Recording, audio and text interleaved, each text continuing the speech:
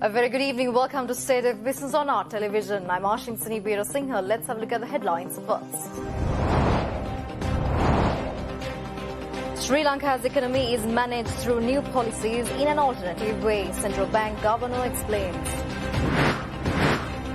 Sri Lanka welcomed over 1,600 tourists in January after airports were reopened, tourism minister announces. News in detail. Central Bank officials today announced that the country's gross official reserves were at $4.8 billion by the end of January 2021.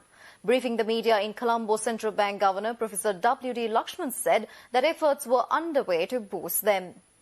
According to him, Sri Lanka reported $5,665.1 million of foreign reserves by the end of December last year. The governor, however, added that Sri Lanka is targeting year-end gross official reserves of $5.5 billion.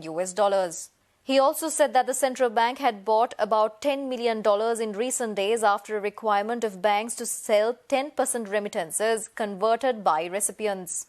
Banks have to sell converted dollars to the central bank under a formula depending on availability and settle the balance every quarter.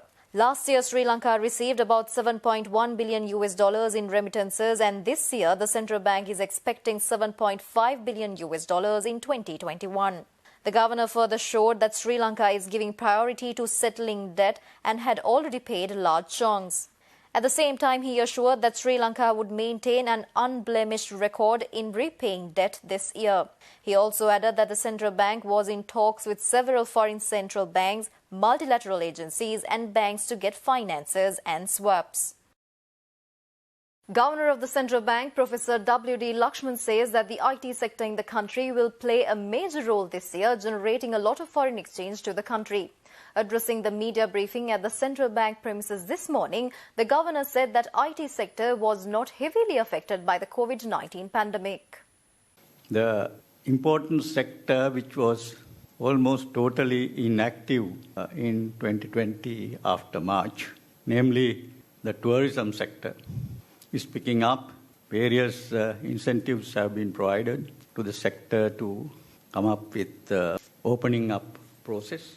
Then there are, of course, very difficult to get the information right, but still the important sector, IT-related activities, the least affected, I think, by COVID-19. They are likely to generate quite a lot of foreign exchange in the time to come.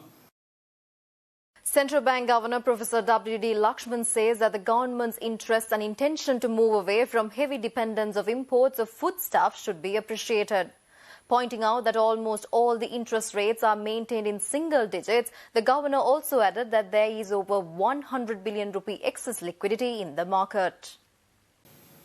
Very important to note the government's interest and government's determination to move away from the so far existing heavy dependence on imports for foodstuffs. This is indeed a really significant long-term policy approach, in spite of the fact that in the short run there could be some adverse impacts in terms of prices and all.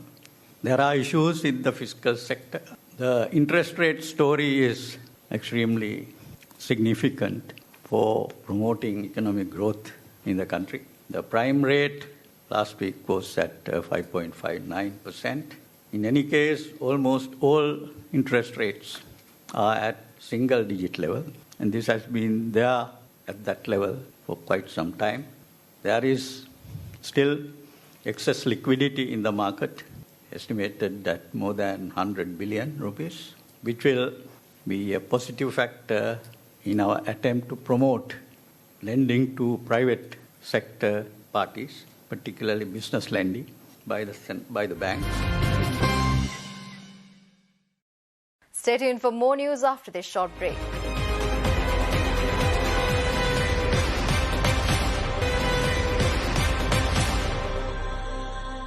Welcome back after the break. Governor of the Central Bank of Sri Lanka, Professor W.D. Lakshman, also added that the institutional sector was resilient and remained stable despite the two waves of the COVID-19 pandemic. He also spoke about the decision of restricting the imports, admitting that the performance of the external sector was not satisfactory. Although we have heard of a couple of difficulties in the sector in the recent past, we find the fiscal financial sector, institutional sector, is resilient and remaining stable right now.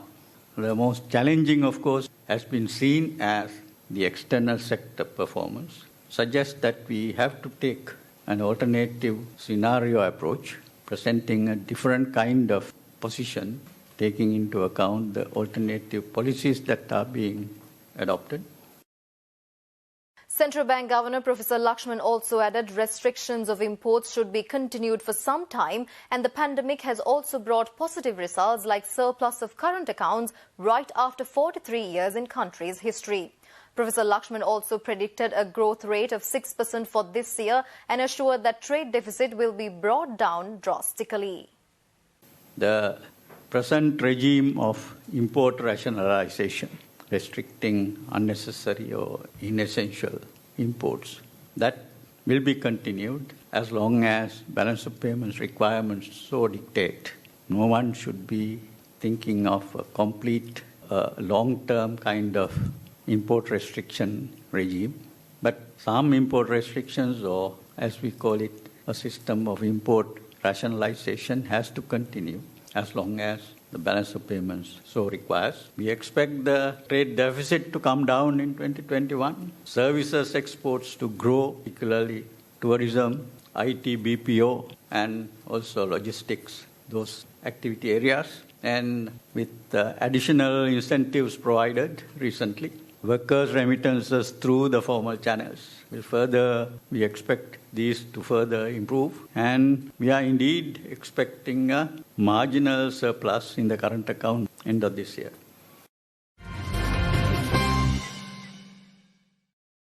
Sri Lanka has welcomed about 1,635 tourists in January 2021 after airports were reopened and post-coronavirus tourism resumed under a bio-bubble concept of limiting contact with the resident population.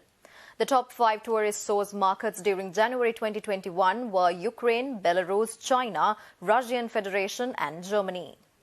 Sri Lanka's Tourism Minister Prasanna Ranatunga in a statement to Parliament claimed that the island had got more tourists in the first month than Maldives despite having tighter restrictions. Minister also said that India was the Sri Lanka's top source of tourists before airports closed in March 2020, and the government has already finalized an air bubble concept with India to witness the numbers growing.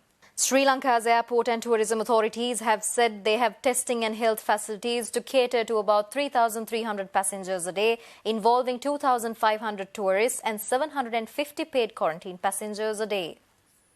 An official from the Airport and Aviation Services stressed that a planned air bubble with India and vaccination progress around the world will help boost the aviation sector. The official also added that on average, with repatriation and tourists, the country gets about 1,000 passengers per day. The official also said that since the opening of airports, the Bandaranaike International Airport recorded about 478 tourist arrivals, while Mattala Rajapaksa International Airport recorded around 3,000 tourists. In addition to the top 5 tourist source markets, Ukraine, Belarus, China, Russian Federation and Germany, Sri Lanka also received travelers from the Netherlands, Canada, India, the United States and Maldives. We'll be back after a short break.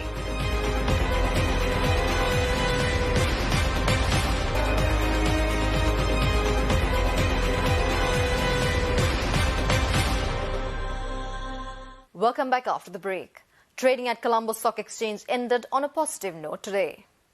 The all-share price index gained 387.19 points to close at 7,985, and the S&P SL 20 gained 155.24 points to close at 3,194.52. The turnover was 5.1 billion rupees and over 184 million shares were traded.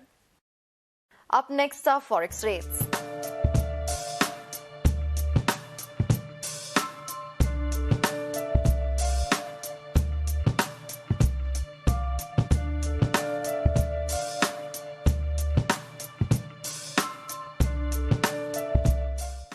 And that's all the news for today. See you on Sunday with Biz Roundup. Until then, take care. Good night.